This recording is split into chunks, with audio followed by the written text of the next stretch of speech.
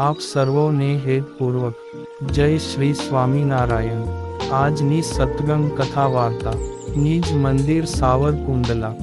આજે આપને આસો સુદ પાશાંકુશા એકાદશીની કથા વાર્તા હેતપૂર્વક સાંભળીએ।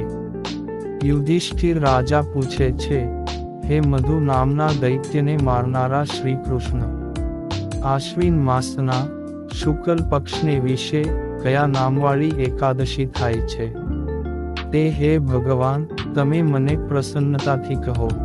રાજાનું તેવું વચન સાંભળીને શ્રીકૃષ્ણ બોલ્યા, હે રાજાઓના ઇન્દ્ર, આશ્વિન મહિનાના શુક્લ પક્ષને વિશે જે એકાદશી થાય છે તે એકાદશીનું વ્રત પાપને ટાળનારું છે।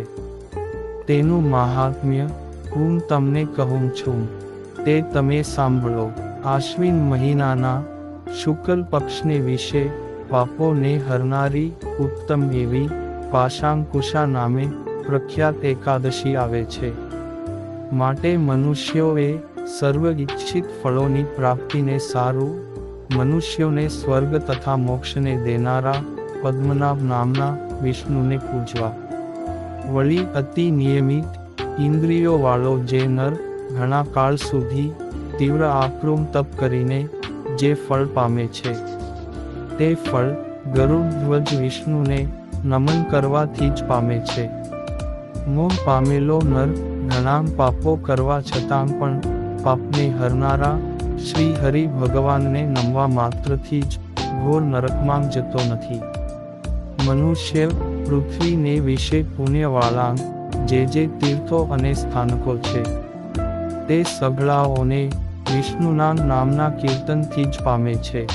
જે મનુષ્યો સારંગ નામના ધનુષ્યને ધરનારા જનાર્દન એવા વિષ્ણુદેવને શરણે જાય છે તે મનુષ્યોને ક્યારેય પણ યમનો લોક પ્રાપ્ત થતો નથી।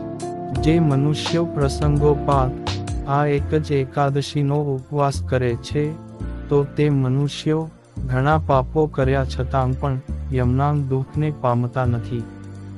જે પુરુષ વિષ્ણુનો ભક્ત થઈને શિવ શંકરની નિંદા કરે છે તેમજ જે પુરુષ આ જગતની અંદર વિષ્ણુની નિંદા કરે છે તે પુરુષ જરૂર નરકમાં જાય છે।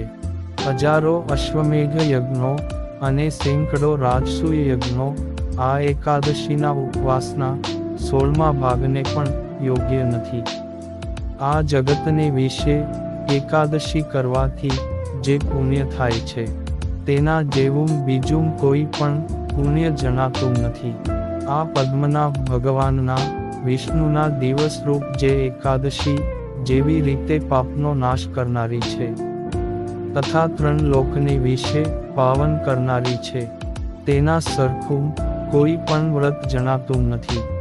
એ મનુષ્યોના ધણી, જ્યાં લગી ભક્તિ વડે પદ્મનાભ ભગવાનના શુભ દિવસે અર્થાત આ પાશાંકુશા એકાદશીને દિવસે જે કોઈ મનુષ્ય જ્યાં સુધી ઉપવાસ કરતો નથી ત્યાં સુધી જ તે મનુષ્યોના શરીરમાં પાપો રહે છે। વળી કોઈ કપટપણાએ કરીને ઉપવાસ કરે તો પણ સૂર્યના પુત્ર એવા યમરાજાને દેખતો નથી। આ પાશાંકુશા એકાદશી સ્વર્ગ તથા મોક્ષને આપનારી, શરીરના આરોગ્યને આપનારી, સુંદર સ્ત્રીને દેનારી તથા ધાન્યને દેનારી છે। હે ભૂમિનું પાલન કરનારા રાજા, શ્રી હરિના રૂપ આ એકાદશીથી વધારે પુણ્યવાળા ગંગાજી નથી, ગયાજી નથી, કાશી નથી, પુષ્કરજી નથી અને કુરુક્ષેત્ર પણ નથી। હે ભૂમિપાલ, શ્રી હરિને દિવસે એટલે કે એકાદશીને દિવસે ઉપવાસ કરીને રાત્રે જાગરણ કરવાથી વગર મહેનતે વિષ્ણુનું પદ પમાય છે। વળી હે રાજેન્દ્ર, તે નર આ એકાદશીના ઉપવાસથી 10 માતાના પક્ષના, 10 પિતાના પક્ષના તથા પ્રિયાના પક્ષના પુરુષોને તારે છે।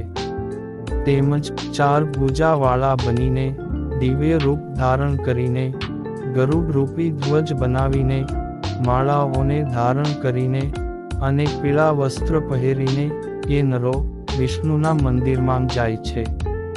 હે નરો તથા હે રાજાઓમાં ઉત્તમ, જે નરો બાળપણામાં, જુવાનીમાં અને વૃદ્ધપણામાં આ એકાદશીનો ઉપવાસ કરે છે, તે નરો નક્કી પાપી હોય તો પણ ખરાબ ગતિને પામતા નથી. જે મનુષ્ય આશ્વિન મહિનાના શુક્લ પક્ષને વિશે પાશાંકુશા એકાદશીનો ઉપવાસ કરે છે, તે મનુષ્ય સર્વ પાપોમાંથી છૂટીને વિષ્ણુના લોકમાં જાય છે. વળી સોનું, તલ, પૃથ્વી, ગાય, અન્ન, જળ, જોડા, વસ્ત્ર અને છત્ર વગેરેનું દાન દેનારો મનુષ્ય યમને જોતો નથી. જે મનુષ્યના દિવસો પુણ્ય વગર ના જાય છે, તે જોકે લુહારની ધમણની માફક શ્વાસ લે છે તો પણ મુએલો છે એમ જાણવું. માટે હે મહારાજાઓમાં ઉત્તમ, દરિદ્ર મનુષ્ય પણ વાંઝીઓ દિવસ ન રાખતા પોતાની શક્તિ પ્રમાણે સ્થાન દાનની ક્રિયાઓ આચરવી. વળી તળાવ, બગીચા, મંદિરો, સત્રો અને પુણ્યકારી કર્મોના કરનારા ધીર નરો યમના મોટા દુઃખોને દેખતા જ નથી. જગતને વિશે આ પ્રમાણે પુણ્ય કરનારા માણસો લાંબા આયુષ્યવાળા, ધનવાળા, કુલીન તથા રોગથી રહિત દેખાય છે. આ સ્થાન કે બહુ કહેવાથી શું ફળ છે? કારણ કે નરો અધર્મથી ખરાબ ગતિને પામે છે તથા ધર્મોથી સ્વર્ગમાં જાય છે, એમાં કંઈ પણ વિચાર કરવા જેવું નથી. હે રાજા, તમે મને પૂછ્યું એટલે મેં તમને આ પાશાંકુશા એકાદશીનું મહાત્મ્ય કહ્યું. હે પાપથી રહિત, હવે તું બીજું શું સાંભળવા ઈચ્છે છે? પ્રશ્નચિહ્ન. એ પ્રમાણે શ્રી બ્રહ્માંડ પુરાણને વિશે આશ્વિન મહિનાના શુક્લ પક્ષની પાશાંકુશા નામની એકાદશીનું મહાત્મ્ય સંપૂર્ણ. અને હવે પછીની કથા વાર્તા આપને આગળના ભાગમાં સાંભળશું. અત્યારે આપ સર્વોને ભાવથી જય શ્રી સ્વામિનારાયણ.